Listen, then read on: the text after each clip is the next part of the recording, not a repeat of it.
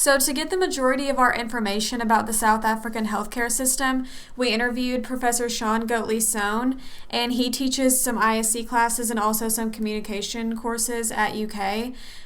He lived in Cape Town, South Africa until he was 18 years old. So that's where he grew up, and he spent the majority of his life there. And then after he lived in Cape Town, South Africa, he actually spent a few years at sea and then ended up coming to the United States to pursue his education. And he told me his first experience with healthcare in the United States was having to stay at the ER overnight because he had pneumonia, and his bill was over $5,000. South Africa is located at Africa's southern tip and has 2,798 kilometers of coastline on the Atlantic and Indian Oceans.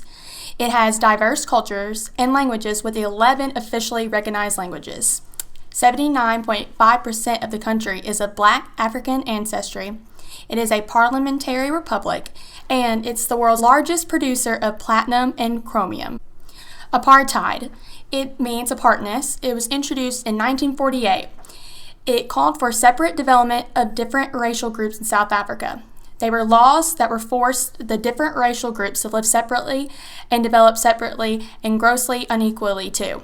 Nelson Mandela led efforts to negotiate an end to apartheid, which resulted in the 1994 multiracial general election in which Mandela led the ANC to victory and became president. But even though this has ended and it's been years later, the citizens still experience inequality. A little bit about South Africa's demographics is that it's 66.9% urban population. So it's not entirely urban, but there's still a good bit of it that is urban. Its GDP is $349.3 billion. Its unemployment rate is 27.5%. And its population below poverty line is 16.6%. And as you can see from the graph on the right, majority of the people in South Africa are under the age of 40. However, its average life expectancy is in the low 60s. The right to health care is enshrined in South Africa's constitution. In population coverage terms, South Africa's health system is dominated by the public health sector, while the private health sector mainly caters for the affluent members of society. The National Development Plan 2030 has several health priorities which have guided the National Health Strategic Plan 2015 through 2020, aimed at achieving a long and healthy life for all South Africans.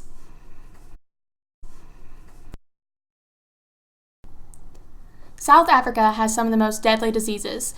They face a quadruple burden of disease resulting from communicable diseases such as HIV, AIDS, and TB. The main causes of death are tuberculosis, influenza, pneumonia, cerebrovascular diseases, diabetes, and other forms of heart disease and hypertensive diseases. There are some forms of waterborne diseases that pose a high risk to South Africans that include viral hepatitis and typhoid fever. And malaria is endemic in small areas. So in South Africa, there's two types of healthcare systems. There's private and public, and only about 20% of the South African population has private insurance due to being able to afford it, because a lot of the population in South Africa, even though there's nice areas of it, there's still a lot of impoverished areas to this day. And so everyone receives public health care. So if you have private insurance, you just buy it and it'll be on top of having public insurance as well. And the private health care is high quality and efficient health care, and it's very comparable to the United States. And it also draws in a lot of healthcare tourism for certain like cosmetic surgeries and stuff like that. And by American standards, private insurance is cheap, but for South African standards, it's very expensive, and there's not nearly as many private insurance companies in South Africa as there is in the United States due to people not being able to afford it. So when it comes to public health care, the majority of hospitals in South Africa are public hospitals, and so all of these hospitals have very long wait times.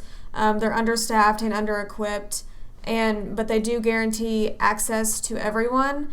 And the only decent public hospitals by our standards are owned by universities, but they're all funded by the government. That's where they get their money, and then they do have many reports of negligence, corruption, and mismanagement. So even though it's guaranteed access to everyone, that doesn't necessarily mean that it'll be quality access. So these two pictures below show the two different kinds of hospitals that are in South Africa. So on the left, you can see the public hospitals, how many people are in there, how they're very overcrowded. And this kind of shows you also how long the wait lines would be with how many people are in there that need care from the hospitals. And then you can see how also there's multiple beds in every room due to the lack of space. And then in the picture on the right, you can see the private hospitals, how they're very comparable to the ones in the U.S. with nice beds and private rooms, and it looks all very up to date.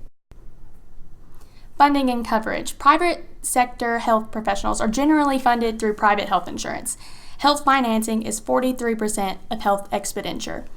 They're channeled through voluntary health insurance regulated by the Council for Medical Schemes. In the public sector, services are subsidized and provided at no cost in primary care facilities. Public clinics charge user fees differentiated according to income level. So if you don't have the money, you probably won't get as well as quality care. And then there's various medical schemes that require members to pay co-payments to providers for services that are not part of the benefits package. So as you can see by the images of the private hospitals in South Africa, they do have a world-class healthcare sector, and they've pioneered in many groundbreaking surgeries and medical research, and they've also had the world's first heart and penile transplants. And also, they're known for in vitro fertilization. It's only 1/3 of the American cost to have it done in South Africa. And also, surgeries such as breast augmentation is less than half the cost that it would be in the United States. And they also do have shorter surgery wait times. And it is an English-speaking country, which makes it easy communication for international tourists to come and have surgeries there.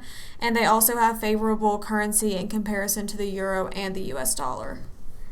So in order to become a doctor in South Africa, you have to complete a 5-year bachelor's degree in medicine and surgery. And then after that, you have to work 2 years as a clinical intern, which is comparable to a residency in America. And then after that, you're designated an award by the HPCSA, which is the Health Professional Council of South Africa. And then after that, you have to complete 1 year of compulsory community service. And then also, just a fun fact, is the average physician in South Africa makes $58,000 US each year. So it's obviously not nearly as much as doctors would be making in the United States. But also, you have to take into account that pay can be varying depending on if the doctor works at a private or a public hospital. So obviously, if they work for a public hospital and are paid by the government, they're not going to be making nearly as much as the doctors in the private hospitals.